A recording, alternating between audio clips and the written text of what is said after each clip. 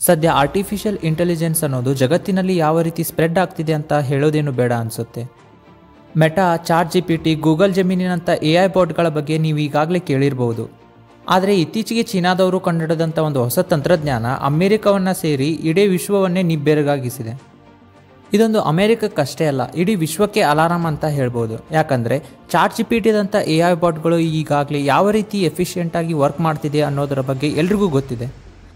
ಆದರೆ ಈಗ ಚೀನಾದ ಒಂದು ಸಣ್ಣ ಸ್ಟಾರ್ಟಪ್ ಕಂಡುಹಿಡಿದಂಥ ಒಂದು ತಂತ್ರಜ್ಞಾನ ಅಮೆರಿಕ ಸೇರಿ ಇಡೀ ವಿಶ್ವವನ್ನೇ ನಿಬ್ಬೆರಗಾಗಿಸಿದೆ. ಎಸ್ ಫ್ರೆಂಡ್ಸ್, ಇವತ್ತಿನ ನಾವು ಈ ವಿಡಿಯೋದಲ್ಲಿ DeepSeek R1 AI ಮಾಡೆಲ್ನ ಬಗ್ಗೆ ತಿಳ್ಕೊಳ್ತಿದ್ದೀವಿ. ಯಾಕೆ ಈ AI ಮಾಡೆಲ್ ಚಾಟ್ ಜಿಪಿಟಿಗಿಂತ ತುಂಬ ಸ್ಪೆಷಲ್ ಆಗಿದೆ, ಹಾಗೆ ಇದನ್ನು ಟ್ರೈನ್ ಮಾಡಲಿಕ್ಕೆ ಚೀನಾದವರು ವ್ಯಯಿಸಿದ ದುಡ್ಡು ಎಷ್ಟು? ಸೊ ಈ ಎಲ್ಲ ವಿಷಯಗಳ ಬಗ್ಗೆ ಇವತ್ತಿನ ಈ ವಿಡಿಯೋದಲ್ಲಿ ತಿಳ್ಕೊಳ್ಳೋಣ. ವಿಡಿಯೋ ತುಂಬ ಇನ್ಫಾರ್ಮೇಟಿವ್ ಆಗಿರಲಿದೆ. ಇನ್ ಕೇಸ್ ನಿಮಗೆ ನನ್ನ ಪ್ರಯತ್ನ ಇಷ್ಟ ಅಂತ ಅನಿಸಿದರೆ ನನ್ನ ಚಾನಲ್ಗೆ ಸಬ್ಸ್ಕ್ರೈಬ್ ಆಗಿ.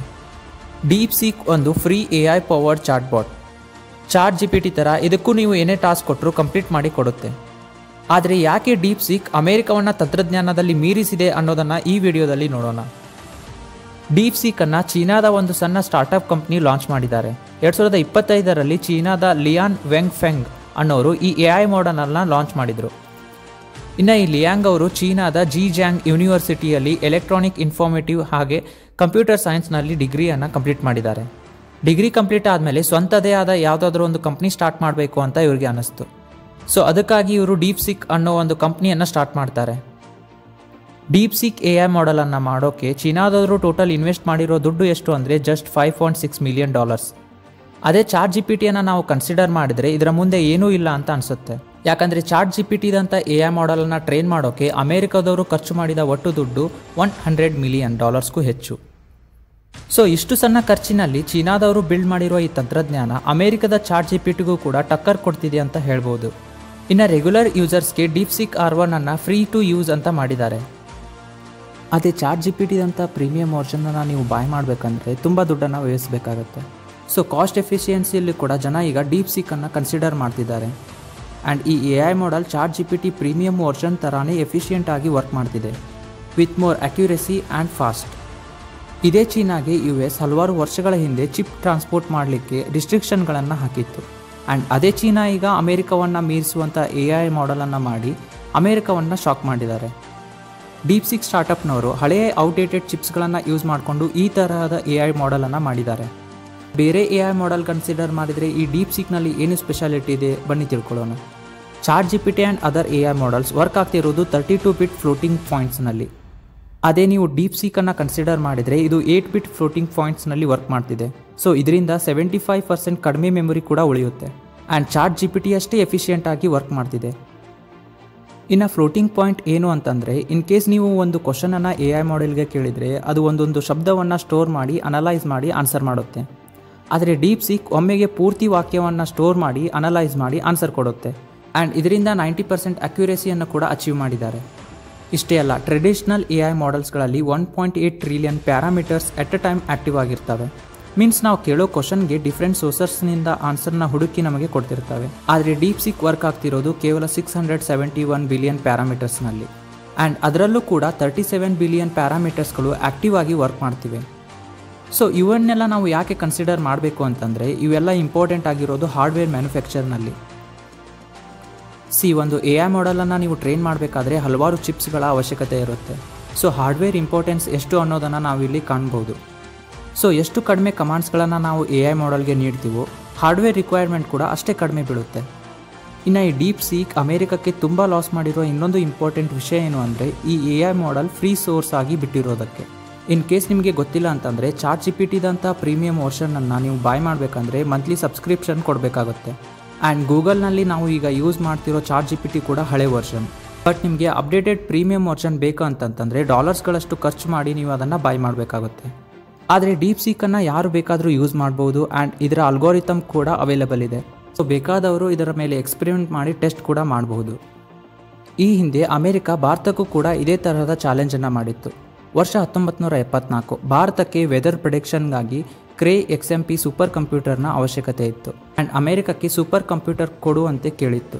ಬಟ್ ಅಮೆರಿಕದವರು ನೀವು ಇದನ್ನು ನ್ಯೂಕ್ಲಿಯರ್ ಯೂಸ್ಗೆ ಆ್ಯಂಡ್ ಮಿಲಿಟ್ರಿ ಪರ್ಪೋಸ್ಗೆ ಯೂಸ್ ಮಾಡ್ತೀರಿ ಅಂತ ಹೇಳಿ ಈ ಸೂಪರ್ ಕಂಪ್ಯೂಟರನ್ನು ಭಾರತಕ್ಕೆ ಕೊಡುವಲ್ಲಿ ನಿರಾಕರಿಸಿದರು. ಇದನ್ನು ಚಾಲೆಂಜ್ ಆಗಿ ತೆಗೆದುಕೊಂಡ ಭಾರತ 1991ರಲ್ಲಿ ಪರಮ್ ಅನ್ನೋ ಸೂಪರ್ ಕಂಪ್ಯೂಟರನ್ನು ಬಿಲ್ಡ್ ಮಾಡಿದರು. ಆ್ಯಂಡ್ ಈ ಸೂಪರ್ ಕಂಪ್ಯೂಟರ್ 1 ಟ್ರಿಲಿಯನ್ ಮ್ಯಾಥಮೆಟಿಕ್ ಆಪರೇಷನ್ಗಳನ್ನು ಪರ್ ಸೆಕೆಂಡ್ನಲ್ಲಿ ಮಾಡುವಂಥ ಕೆಪಾಬಿಲಿಟಿ ಇತ್ತು ಅನ್ನೋದು ತುಂಬ ಸ್ಪೆಷಲ್.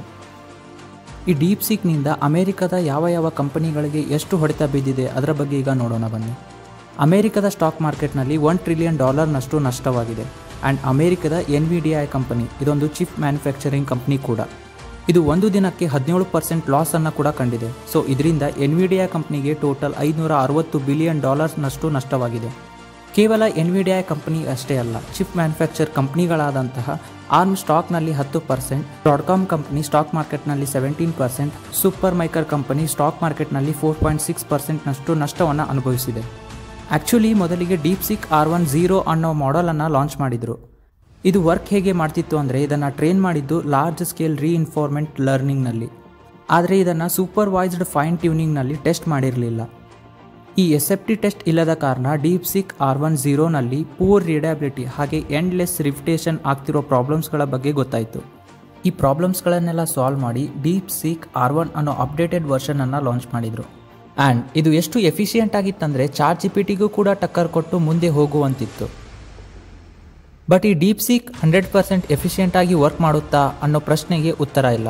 ಹೌದು, ಇದರಲ್ಲೂ ಕೂಡ ಕೆಲವು ಲೋಪದೋಷಗಳಿವೆ. ಇದರ ಅಪ್ಡೇಟ್ ಇನ್ನೂ ಬರಬೇಕಾಗಿದೆ. ಇದರಲ್ಲಿ ಇಮೇಜ್ ರೀಡಿಂಗ್ ಕೆಪಾಬಿಲಿಟಿ ತುಂಬ ಕಡಿಮೆ ಇದೆ. And login issues, critical task ಕೊಟ್ಟಾಗ slow response, some time error ಮೆಸೇಜಸ್ಗಳನ್ನು ಕೂಡ ಕೊಡ್ತಿದೆ. ಆ್ಯಂಡ್ DeepSeekನಲ್ಲಿ ದೇಶ ವಿದೇಶಗಳ ರಾಜನೀತಿಗಳ ಬಗ್ಗೆ ಡೀಪಾಗಿ ಕನ್ವರ್ಸೇಷನ್ ಮಾಡೋಕ್ಕೆ ಆಗಲ್ಲ. ಆ್ಯಂಡ್ ಚೀನಾದವರ ಪ್ರಕಾರ ಇದನ್ನು ಇನ್ನೂ ಕೂಡ ಅಪ್ಡೇಟ್ ಮಾಡಬೇಕಾಗಿದೆ ಅಂತೆ. ಸೊ ಜಸ್ಟ್ $5.6 ಮಿಲಿಯನ್ ನಲ್ಲಿ ಆದಂಥ ಈ AI ಬಾಟ್ $100 ಮಿಲಿಯನ್ ಅಧಿಕ ಖರ್ಚು ಮಾಡಿದಂಥ ChatGPTದಂಥ ದೈತ್ಯ ಕಂಪನಿಗೂ ಕೂಡ ಇದು ಸವಾಲೆಸೆದಿದೆ. ಅಷ್ಟೇ ಅಲ್ಲ, ರೀಸೆಂಟಾಗಿ ಚೀನಾ ದೇಶದಲ್ಲಿ ಅಂದರೆ ಡಿಸೆಂಬರ್ 30, 2024ರಲ್ಲಿ ಆರ್ಟಿಫಿಷಿಯಲ್ ಸನ್ನನ್ನು ಕೂಡ ಜಗತ್ತಿಗೆ ಅನಾವರಣವನ್ನು ಮಾಡಿದ್ದಾರೆ.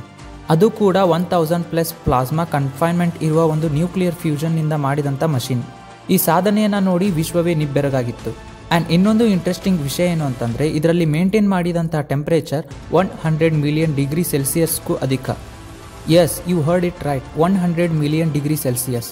ಸೊ ಚೀನಾ ದೇಶವನ್ನು ಅಲ್ಲಗಳೆಯೋಕ್ಕಾಗಲ್ಲ ಅಂತ ಪದೇ ನಿರೂಪಿಸ್ತಿದ್ದಾರೆ. ಸೊ ಅವರ ಟೆಕ್ನಾಲಜಿಯಲ್ಲಿ ಈಗ DeepSeekಅನ್ನು ಜಗತ್ತಿಗೆ ಅನಾವರಣ ಮಾಡಿದ್ದಾರೆ. ಆ್ಯಂಡ್ ಈ ಆರ್ಟಿಫಿಷಿಯಲ್ ಇಂಟೆಲಿಜೆನ್ಸ್ ವಿಶ್ವವನ್ನೇ ನಿಬ್ಬೆರಗಾಗಿಸುವ ಕೆಲಸವನ್ನು ಇತ್ತೀಚೆಗೆ ಮಾಡ್ತಿದೆ. ಸೊ ಇಂತಹದೇ ಇನ್ನೊಂದು ಕುತೂಹಲಕಾರಿ ವಿಷಯವನ್ನು ಮುಂದೆ ಮತ್ತೊಂದು ವಿಡಿಯೋದಲ್ಲಿ ತರ್ತೀನಿ. ನನ್ನ ಈ ಪ್ರಯತ್ನ ನಿಮಗೆ ಇಷ್ಟ ಅಂತ ಅನಿಸಿದರೆ ನಮ್ಮ ಚಾನಲ್ಗೆ ಸಬ್ಸ್ಕ್ರೈಬ್ ಆಗಿ. ಮುಂದೆ ಇಂತಹದೇ ಇನ್ನೊಂದು ವಿಡಿಯೋ ಜೊತೆಗೆ ಮತ್ತೆ ಸಿಗ್ತೀನಿ. Signing off from ಇನ್ಫೋವೇಗ.